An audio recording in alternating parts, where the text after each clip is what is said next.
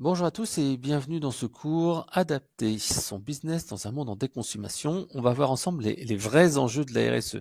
Puisque c'est vrai que la RSE, je trouve que c'est une démarche qui est vraiment très intéressante, mais elle ne permet pas le plus souvent d'aller au fond des choses et de bien comprendre pourquoi il ne faut pas juste changer un petit peu sa manière de faire, mais il faut véritablement changer radicalement son business model. Alors, je me présente, je suis Frédéric Canavette, je suis chargé de projets digitaux chez un gros éditeur de logiciels, de relations clients, mais ça fait également près de 18 ans que je suis blogueur et consultant sur conseilmarketing.com, qui est un blog consacré au marketing B2B. Donc, j'ai écrit plusieurs livres, donc le gros hacking, doper votre business avec un chatbot, et plus récemment avec adapter son business dans un monde en de consommation, où j'explique justement comment on fait pour adapter son activité lorsqu'en fait la crise arrive et on voit bien qu'on touche les limites de la société de consommation. Donc là en fait cette formation est tirée de ce livre et le but c'est vraiment de vous aider à mettre ça en application. Alors le défi de ce module de formation c'est simple, c'est résumer l'impact de la déconsommation sur les entreprises et essayer de commencer à agir parce que c'est vrai que présenter ce qui nous arrive en pleine figure c'est pas ça qui va être le plus intéressant. Ce qui m'intéresse moi c'est vous donner des clés et des pistes en fait pour agir dès à présent. C'est vrai que pour moi c'est ça, c'est pourquoi on doit agir maintenant et pourquoi je me dis, tiens, on va arriver dans un monde en déconsommation, un monde qui va aller de crise en crise, et pourquoi on doit changer. Ensuite, quels sont les impacts pour les entreprises? Et on verra la partie offre et demande, et on se concentrera sur l'offre. Et ensuite, on verra 4 piliers sur lesquels vraiment baser l'entreprise de demain, sur l'organisation, sur tout ce qui est empreinte écologique, sur l'adaptation de ses offres à la déconsommation, tout ce qui est prospection et fidélisation en mode des growth hacking et la partie organisation. Pour moi, ce sont des piliers essentiels et que je vais déployer pour essayer, enfin, que je vais vous présenter pour essayer de vous les déployer dans votre entreprise pour la rendre un petit peu plus stable malgré les changements conjoncturels et structurels. Alors, ici, ça c'est la première partie, la partie offre qui est vraiment importante parce que c'est là où on va agir au niveau d'entreprise. Mais je ne peux pas parler de déconsommation et d'entreprise si on ne parle pas de la partie demande, puisqu'en fait, le marché c'est la rencontre de l'offre et de la demande. Donc il faut vraiment travailler sur les deux, autrement on n'aura qu'un des leviers à mettre en place. Et pour moi, je suis quand même obligé de vous parler de la partie initiative individuelle pour qu'on puisse y arriver. Voilà.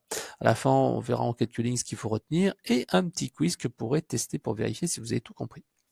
Alors, le pourquoi de ce cours, hein, c'est pour moi vraiment ce qui est plus important, c'est une prise de conscience. Voilà, qu'est-ce qui nous arrive et surtout les pistes pour y faire face à votre niveau. Parce qu'en fait, le problème, c'est que plus on attend, moins les choix vont être faciles, plus les choix vont être durs, et plus ça va être compliqué. Et plus on est tôt à agir, et plus on aura du temps pour s'y mettre, pour anticiper les choses, et on se retrouvera moins pris dans le stress, dans l'urgence, qui fait souvent prendre de mauvaises décisions. Le but, en fait, c'est pas de chercher, voilà, la perfection et devenir amiche et décroître immédiatement, etc., etc. Mais c'est essayer déjà de faire des petits efforts chaque jour. Et au fil du temps, on verra tout simplement que ces efforts vont donner des gros résultats. Donc, commencez simplement. Le but, c'est de s'y mettre dès maintenant. Alors, ce cours est vraiment destiné aux salariés, freelance, chefs d'entreprise, marketeurs, managers, en fait, toutes les personnes en fait qui sont en entreprise. Pour agir au niveau individuel, il y a des experts. Et là, je vous ai mis quelques petites photos. Je pense qu'il y a certaines personnes que vous connaissez, donc n'hésitez pas, regardez-les attentivement.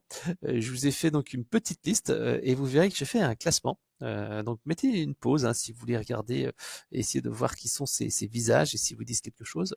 Donc voilà, donc ce que je voulais vous mettre, c'est ce classement qui est des personnes qui disent voilà, on va y arriver. Par exemple, Antoine Bueno, qui a un livre qui, je crois que qui est genre la décroissance n'aura pas lieu ou la crise n'aura pas lieu ou un truc comme ça, qui est assez intéressant parce qu'il dit le génie humain va permettre de trouver des solutions. Voilà, donc grosso modo, tout va très bien, Madame Martine. Voilà, c'est un petit peu la philosophie. Et après, à l'autre bout du spectre, vous avez des gens qui nous incitent à dire waouh, on va tous crever, grosso modo, on va dans le mur et ça va très mal se passer. Et au milieu de ça, vous avez des gens qui sont plutôt consensuels sur le sujet, qui essayent en fait de trouver des solutions sans être dans la déprime totale. Donc moi, ce que je vous invite à faire, c'est quand même voir un petit peu toutes les opinions qui sont présentées sur ce graphique. Alors au départ, moi, ce que je vous conseille, c'est plutôt d'aller dans la modération. Donc c'est un petit peu comme lorsqu'on déguste du bon vin ou qu'on a un bon repas. Généralement on commence toujours par un vin un petit peu léger et on va pas aller chercher dans un vin trop fort, trop dur. On va pas prendre une vodka ou une tequila dès le départ. On va essayer de prendre quelque chose qui va être un peu plus doux. Autrement, ça va vous casser le goût et ça va détruire votre palais. Donc ce que je vous invite à faire, c'est tout simplement de commencer par un petit Jean-Marc Jancovici. Vous tapez en fait sur Google ou sur YouTube. Je pense que ce sera mieux même sur YouTube, vous trouverez ces différentes interviews et donc vous voyez c'est assez intéressant de voir un point de vue qui est très cartésien, très structuré, en particulier sur la partie énergétique. Après vous avez des gens qui sont un petit peu plus philosophes, genre René Barreau. Autrement j'aime beaucoup aussi Jean-Baptiste Fressoz avec cette partie histoire qui est assez intéressante. Vincent Mineuro sur la partie transition énergétique, puisqu'en fait il a un point de vue qui est aussi très cartésien rationnel. Vous avez Timothy Parry qui est plus dans le domaine de la révolution plutôt que de l'évolution. Néanmoins, ces pensées sont vraiment intéressantes et doivent être prises en compte. Et en dernier, alors je sais pas si je le mets en extrême de manière tout à fait logique, mais c'est vrai qu'Arthur Keller est assez comment dire franc sur ce qui nous arrive et n'est pas très optimiste sur la situation. C'est vraiment à l'inverse d'Antoine Benoît. Néanmoins, je pense que c'est une personne qui est essentielle d'écouter pour savoir un petit peu ce qui nous arrive et ce qui va nous tomber sur la tête. Voilà. Alors, ce que je vous propose maintenant, c'est un petit quiz. Alors, selon vous, quel est le point commun entre toutes ces sociétés ? Alors, vous avez en haut le désert de Nazca avec la civilisation Nazca. Hein, c'était donc en Amérique du Sud. Vous avez les cités mayas qui ont été abandonnées pendant, qui ont été quand même rayonnantes pendant des dizaines d'années, voire des centaines d'années, et qui ont été abandonnées. Vous avez la ville d'Angkor, donc avec au Cambodge, avec les Khmers, qui était aussi une cité qui était vraiment resplendissante et qui a également été abandonnée. Et je vous ai mis en bas à droite la Révolution française. Alors, à votre avis, quels sont les points communs entre ces différentes sociétés ou civilisations ? Donc réfléchissez un peu. Si vous le souhaitez, mettez une petite pause pour réfléchir. Autrement, on va passer à la suite. Donc le point commun entre ces sociétés, c'est qu'elles ont eu vraiment un impact important sur leur évolution avec le climat ou des phénomènes qui sont liés à la déforestation en particulier. Par exemple, moi j'aime bien citer les cités mayas comme un exemple typique. Hein. Les cités mayas, qu'est-ce qui s'est passé ? Il y a eu un changement climatique, en particulier avec El Niño, qui a fait que cette civilisation qui était extrêmement avancée, hein, il y avait en plein milieu de la jungle, il y avait la culture du maïs, il y avait vraiment beaucoup de personnes, une société qui était vraiment très riche. On se souvient tous de tout ce qui est astrologie, etc. Donc vraiment une société qui était vraiment très puissante, avec beaucoup de personnes, beaucoup de moyens, parce qu'ils ont quand même construit des temples gigantesques, mais qui ont été abandonnés. Et en fait, ce qui s'est passé, donc c'est un changement climatique, El Niño, qui a fait changer en fait le climat, avec des grosses sécheresses qui ont duré pendant plusieurs années, qui en fait que malgré les efforts qui ont été faits, parce que les Mayas ont créé comme ça des citernes pour en pierre, hein, pour récupérer de l'eau. Malgré tout ça, en fait, la civilisation s'est effondrée et les gens, tout simplement à la fin, sont entretués. Enfin, ils ont tué surtout les élites et ils sont partis. Ils ont abandonné les cités, abandonné les villages. Et c'est vrai qu'il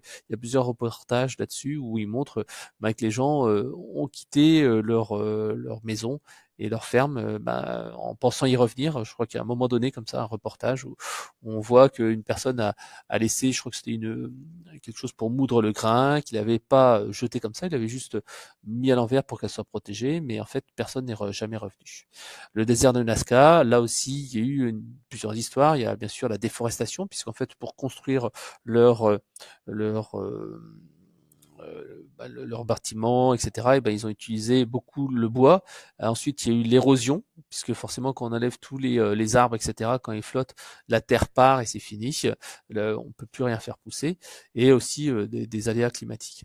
La ville d'Angkor, ça aussi, je pense que c'est assez emblématique. C'était vraiment une société qui était très riche, très culturellement riche, avec beaucoup de ressources, etc., etc. Et qu'est-ce qui s'est passé ? Il y a eu un changement climatique avec de la sécheresse, encore une fois, malgré ce que l'on peut voir sur la photo, le lac qui était devant, il y a eu des grosses sécheresses, malgré tous les canaux qu'ils ont construits, vraiment un génie climatique qui était pour l'époque exceptionnel, hein, et hydrologique aussi. Ils ont mis en place des choses énormes. Et malgré tout ça, la société s'est effondrée à cause de sécheresse, mais également aussi de moussons extrêmement fortes, donc une instabilité climatique qui a fait que tout ce qui était matériaux, etc., n'ont pas pu résister, les ponts, l'irrigation, etc. Et enfin, pour finir, quelque chose de plus proche de nous, la Révolution française, puisque la Révolution française n'est pas liée comme ça par hasard à un changement de mentalité. Il y a certes le siècle des Lumières, il y avait tout ce qui était comment dire, l'évolution des penseurs pour parler moins de Dieu, etc., etc. Certes, c'est vrai, mais le déclencheur a quand même été la crise économique. Hein. Si vous vous souvenez de vos livres d'histoire, vous vous souvenez de ce passage où les révolutionnaires marchent sur Versailles, arrivent là-bas et ils demandent du pain à Marie-Antoinette qui disait qu'on leur donne de la brioche. Et s'ils sont venus, c'est qu'ils mouraient de faim. Et c'est clairement pour ça. Donc c'était encore une fois cet aspect climatique, mauvaise récolte, qui en fait que les gens sont révoltés. Alors il y a un livre qui est vraiment très intéressant sur le sujet, c'est le livre de Olivier Postel-Vinet qui s'appelle Sapiens et le climat, qui vous racontera beaucoup mieux que moi tous ces aléas et qui vous expliquera en quoi l'Empire romain a chuté en partie à cause des problèmes de climat et de récolte en Égypte, etc., etc. Pourquoi aussi les Vikings ont dû abandonner le Groenland alors qu'ils étaient installés parce qu'il y a eu le réchauffement climatique. Pourquoi la peste a déferlé en Europe à un certain moment. Bref, il y a vraiment des choses très intéressantes. C'est un livre qui se lit extrêmement bien. Et vous avez même une version audio que je vous recommande, qui est très agréable à écouter. Alors, maintenant, on va passer un petit peu à des choses un peu plus proches de notre réalité à nous. On quitte ces siècles passés. Je voulais savoir qui connaissait les limites planétaires. Est-ce que ça vous dit quelque chose? Alors, n'hésitez pas, hein, réfléchissez un peu. Vous pouvez utiliser Google d'ailleurs ou un IA si vous souhaitez réfléchir. Donc, les limites planétaires, en fait, viennent de Johan Rockström du Stockholm Resilience Center, qui a identifié en fait 9 grosses processus clés pour le bon fonctionnement de la Terre. Il appelle ça le système Terre, en disant il y a des choses qui participent au fait que il y a la vie sur Terre et qu'on peut vivre sur Terre, et en particulier il y a le climat, il y a la biodiversité, les cycles de l'eau, les nutriments, etc. Et que si ces cycles et ces limites en fait sont dépassés, alors la Terre va subir des perturbations irréversibles qui peuvent rendre la Terre totalement invivable. Alors à chaque fois, je vous ai mis vous voyez des petits liens, vous pourrez consulter si vous souhaitez avoir plus d'informations.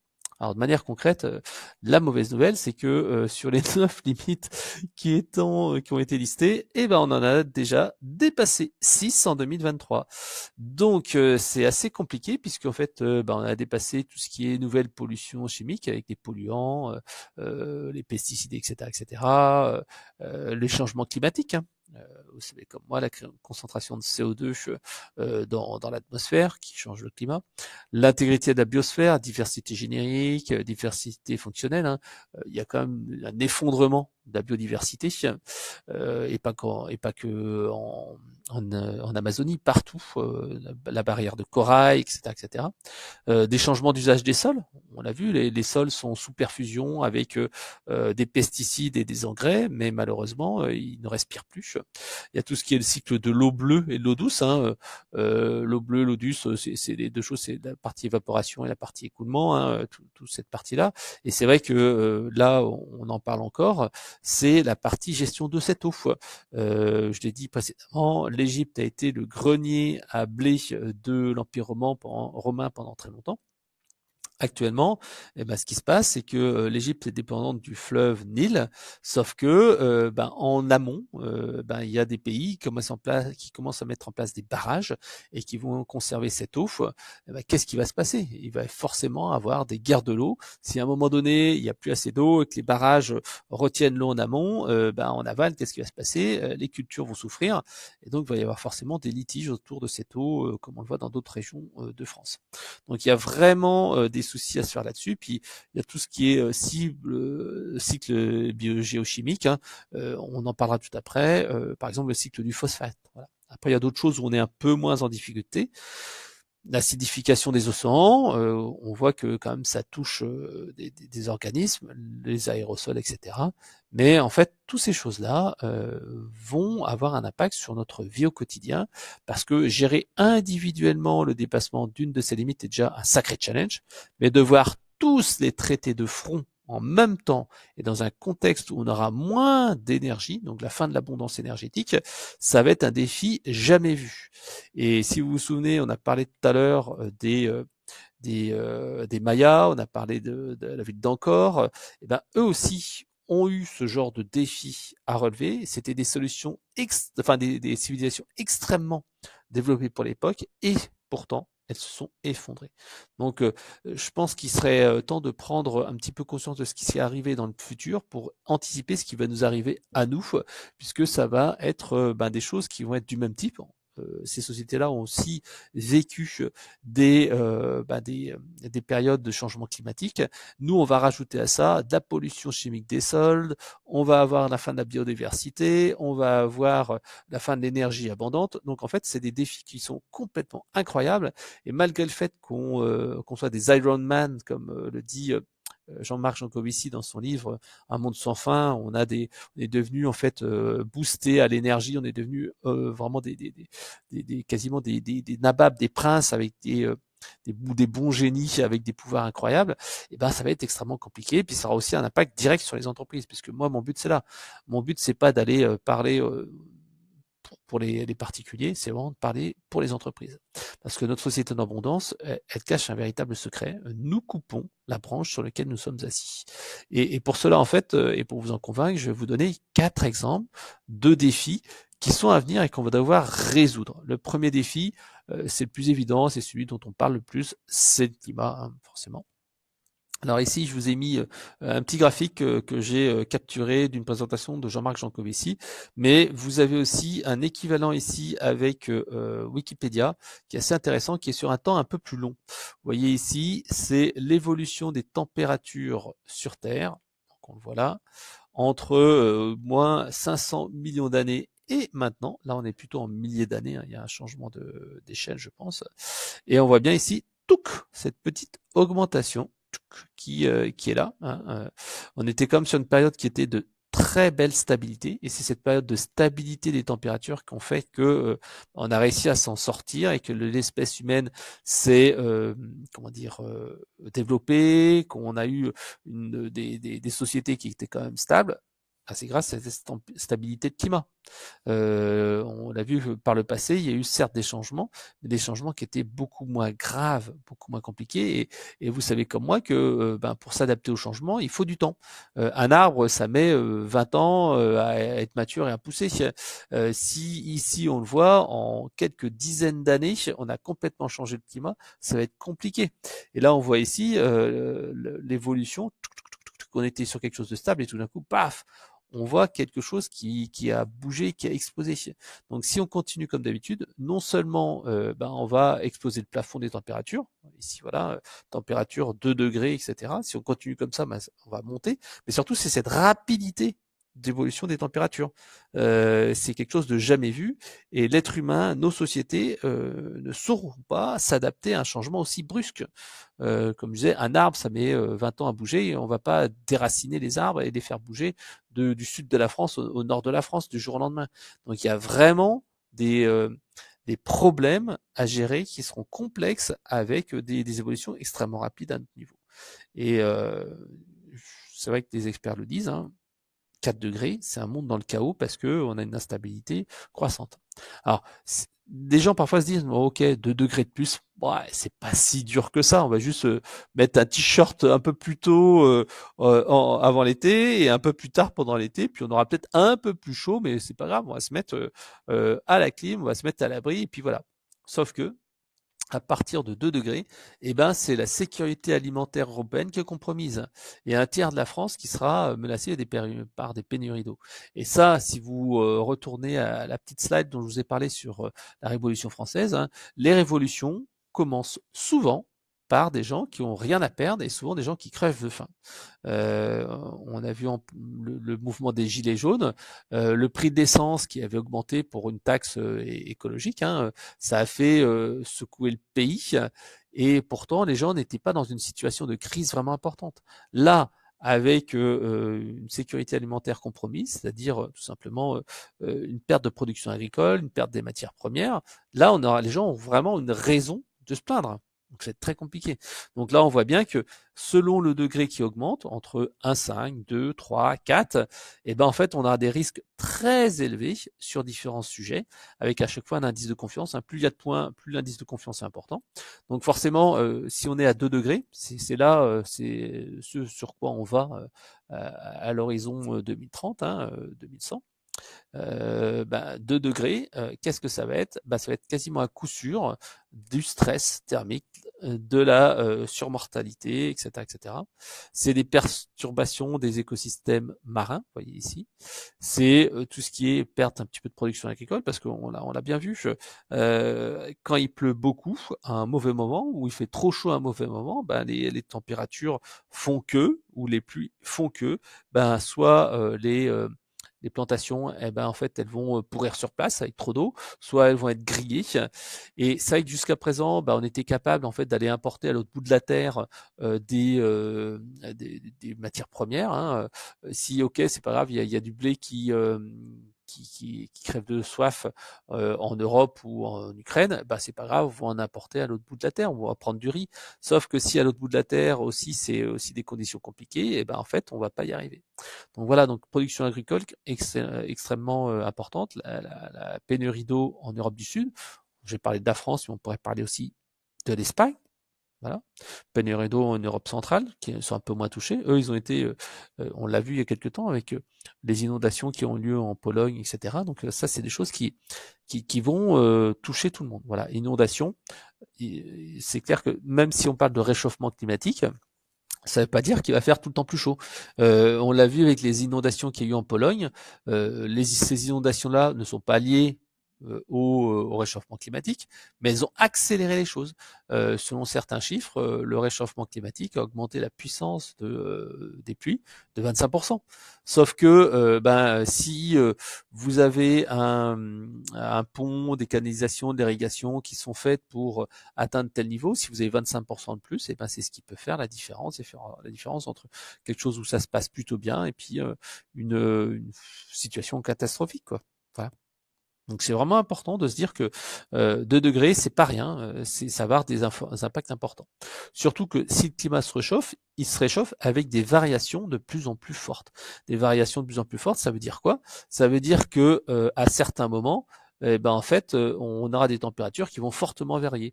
Et c'est vrai que nous, on l'a vu en 2024. Il y a eu des moments où il faisait super chaud alors que normalement il devrait faire froid, et à l'inverse, des moments où il faisait vraiment froid alors qu'il devrait faire chaud. Donc en fait, on va avoir sur des variabilités de plus importantes, sauf que le climat qui fait ça, ça aura des impacts importants sur l'agriculture en particulier, parce que l'agriculture, elle aime bien la stabilité, elle aime pas en fait d'avoir des zones, des moments où il fait très chaud, des moments où il fait très froid, des moments où il pleut beaucoup. Donc ça va être, c'est très très très néfaste à ça, à notre activité, à notre stabilité. Et comme je le disais, avec plusieurs degrés, en plus, une montée des eaux, il y a beaucoup de villes côtières qui vont disparaître. Moi, par exemple, je suis originaire de la Bretagne, mes parents habitent en Bretagne. Et je le vois, près de la côte, en fait, il y a des endroits où il y a eu de l'enrochement pour éviter que l'eau passe par-dessus les dunes. Et en fait, à un moment donné, près de Mousterlin, l'enrochement s'est arrêté parce que ils n'allaient pas en faire un enrochement non-stop tout le long de la côte. Et à ce moment-là, l'eau maintenant, lors des grandes marées, pénètre dans ce qui était avant des marais salants, en fait, des espèces de marais salants. Et donc, qu'est-ce qui se passe? Et les végétations sont grillées. Les végétations sont grillées, donc forcément, il n'y a plus de racines pour les retenir. Et à chaque grosse tempête, l'eau passe par-dessus les dunes et va dans ce fameux marais qui était auparavant plutôt d'eau douce. Et ça va donc remplir ce marais. La végétation et la faune va être touchées. Mais également, si un jour il y a une combinaison de grosses pluies, marée, tempête, qu'est-ce qui va se passer? Eh ben, tout simplement, ça va submerger et les maisons qui sont trop près de la côte, on va être les pieds dans l'eau. Donc voilà, et il faut se dire que ce réchauffement climatique, ça veut pas dire forcément moins d'eau, ça veut dire peut-être plus d'eau à différents moments qui sont très très concentrés, peu d'eau en très peu de temps, comme il y a eu dans différents pays, on l'a vu à Dubaï, etc. Donc il faut vraiment se dire que on va vers une instabilité des températures, une instabilité du climat, et ça va réduire fortement les cultures, augmenter les coûts des matières premières, ça va aussi avoir des impacts sur les structures, infrastructures humaines. Pour l'instant, on a encore les moyens de rembourser les gens. Il y a eu ce cyclone à Mayotte où ça a été une catastrophe totale. Ok, la France a encore les moyens d'aller réparer tout ça. On va réparer les maisons, on va repartir pour un tour. On va peut-être faire des petits aménagements pour éviter que ce soit pire la prochaine fois. Mais combien de temps on pourra encore le faire? Quand il y aura une crise économique, quand il y aura moins de travail, qu'il y aura moins de ressources financières de la part de l'État, comment ça va se passer? Est-ce qu'à un moment donné aussi, les assureurs vont dire, bah non, stop, vous êtes en zone inondable, je suis désolé, on peut plus vous assurer, vous rembourser intégralement votre maison parce que ça arrive chaque année ou ça arrive tous les 3 ans. Maintenant, vous déménagez ou vous mettez en place quelque chose, mais on pourra plus vous assurer. Donc ça, faut vraiment être conscient de ça. Ça risque d'arriver à un moment donné. Donc les animaux et les végétaux qui vont disparaître, ben forcément, je parlerai pas de la grande barrière de corail, mais voilà, c'est un excellent exemple de l'impact en fait des températures sur nos écosystèmes. Et voilà, et à l'inverse, là on est dans des réchauffements climatiques, mais à un moment donné, il y a eu ce fameux petit âge glaciaire en Europe qui a eu un effet inverse avec donc du froid et des étés qui étaient très courts, avec des famines et une baisse en fait de la taille des personnes. Je crois qu'à un moment il parlait de la baisse de plusieurs centimètres de la taille des populations liées à ça. Donc en fait, il faut vraiment être clair que ces phénomènes météorologiques ne sont pas anodins. Si on se place maintenant sur le réchauffement des océans, là ici je vous ai mis un petit graphique, on voit bien qu'on est au-dessus des normes depuis plusieurs années, et tout ce qui est poissons, coraux, mais également le phénomène de la mousson, en Asie, va être impacté. Et il y a déjà eu un cas il y a quelques temps de cela, c'est El Niño, qui avait changé, et qui avait El Niño, c'est le courant climatique qui permet, enfin le courant qui permet en fait d'adoucir un petit peu le climat, qui avait été modifié, et en un an, ça a réduit de 90% le nombre d'anchois disponibles. Ça a entraîné certes des famines, des faillites, pas des famines, des faillites d'entreprises de pêcherie, mais il y a eu des impacts aussi indirects ailleurs dans le monde, puisqu'en fait, une grande partie des poissons d'élevage, saumon, etc., sont nourris avec du poisson naturel, du poisson sauvage. Et donc forcément, au-delà de se dire les pêcheurs ont plus de quoi pêcher là-bas, et en fait les poissons d'élevage, saumon, etc., ont également été impactés parce qu'il n'y avait plus de nourriture pour les élever. Voilà. Alors je ne parlerai pas de la montée des eaux, j'en ai déjà parlé tout à l'heure avec la Bretagne, mais c'est clair que des villes comme Saint-Malo ont des soucis à se faire avec cette partie-là. Si jamais une partie de la glace au niveau des pôles fond, là on voit bien lors des grandes tempêtes, les habitants de Saint-Malo, ils voient bien qu'ils ont les pieds dans l'eau. Là ça va être plus les pieds dans l'eau, ils vont l'avoir jusqu'à la taille. Donc ça c'est le premier défi. Le deuxième défi, c'est tout ce qui est énergie abondante. L'énergie abondante, c'est tout simplement le fait que dans notre société, on a d'électricité en veux-tu, en voilà, on a de l'essence pour mettre dans les voitures pour faire une petite balade et aller chercher la baguette de pain, on a du gaz pour réchauffer nos appartements avec du chauffage, on a du nucléaire pour faire fonctionner nos appareils électriques, etc., etc. Sauf qu'en fait, ça va changer. Alors la première chose, c'est ce que j'appelle moi la fin de l'énergie abondante, comme le dit, je crois que c'est Jean-Marc Jancovici qui le disait. C'est le fait que l'énergie était pas chère, on pouvait faire tout ce qu'on voulait. Maintenant, ça va être plus compliqué. Alors, il y a plusieurs phénomènes à prendre en compte. Le premier, en fait, c'est le phénomène donc de production. On voit bien qu'à un moment donné, les réserves naturelles vont être épuisées, en tout cas celles qui sont actuellement disponibles et répertoriées, vont diminuer puisqu'en fait elles sont pas, c'est pas illimité. À un moment donné, on arrive sur un maximum, ce qu'on appelle le pic pétrolier, et donc tout simplement simplement, à un moment donné, les entreprises d'extraction, les pays extracteurs, vont pouvoir en enlever. Par exemple, tout ce qui était le pétrole qui était dans le mer du Nord, lui, forcément, ça a disparu depuis un certain temps. On voit également des pays comme par exemple l'Arabie Saoudite, etc., qui n'ont plus une capacité à augmenter leur capacité de production et à l'inverse, ils sont en train de réserver une partie de leur production à leur usage interne. Par exemple, Dubaï est vraiment un exemple type là-dessus où on voit bien que le pétrole n'est pas cher et donc on a des bâtiments réfrigérés, on a des pistes de ski dans des immeubles, on construit des immeubles les plus hauts de la terre. Bref, avec ça, il faut faire fonctionner tout ça avec du pétrole, il faut dessaler l'eau, et donc forcément le pétrole qu'ils ont à leur disposition, ils vont l'utiliser pour eux plutôt que le vendre à l'export. Donc en fait, on va avoir des soucis, surtout que le pic pétrolier, à un moment donné, on aura atteint toutes les ressources connues. Alors on continue de découvrir des ressources de pétrole. Par exemple, la Russie a découvert en Antarctique des gisements de gaz. Ok, très bien. Mais ce gisement de gaz, en fait, va durer que 15 ans. La demande mondiale est toujours en augmentation. Et donc, en fait, malgré ce qu'on ait fait des découvertes de gisements gigantesques, ça ne suffira pas à répondre, en fait, de manière éternelle à toutes nos demandes. Et même, il ne faut surtout pas aller extraire tout ce pétrole qui se cache sous terre. Pourquoi? Parce que si on va chercher le pétrole qui se cache sous terre, on va se retrouver dans un contexte où tout simplement on va jamais tenir les plus de degrés. Parce que si on continue à extraire du pétrole, on va plus prendre la voiture, on va plus produire des produits en plastique, etc., etc. Et ça va faire donc plus de pollution, plus de réchauffement climatique. Donc c'est un petit peu comme le serpent qui se mord la queue, c'est un cercle non vertueux. Et donc en fait, il faut surtout pas chercher à exporter et extraire toute la partie pétrole. Voilà. Donc c'est essentiel de comprendre ça. L'autre point que je voulais signaler, c'est également cet aspect transition énergétique. Alors ça, j'aime bien citer Jean-Baptiste Fressos, que j'ai présenté tout à l'heure dans la partie introduction. C'est un grand fan du fait de dire que la transition énergétique n'aura pas lieu. Tout simplement, on peut l'observer au travers des graphiques de consommation d'énergie, de production d'énergie, donc l'énergie consommée qu'on voit là. On voit bien que l'énergie consommée ne diminue pas, malgré ici on voit l'éolien là qui progresse un petit peu en bas. Il y a certes de l'énergie qui est utilisée maintenant pour des énergies renouvelables, éolien, tout ce qui est également photovoltaïque, c'est vrai, ça prend une part plus importante, mais le problème, c'est que tout simplement, on ne vient pas supprimer de la consommation d'essence de pétrole, au contraire, on vient additionner.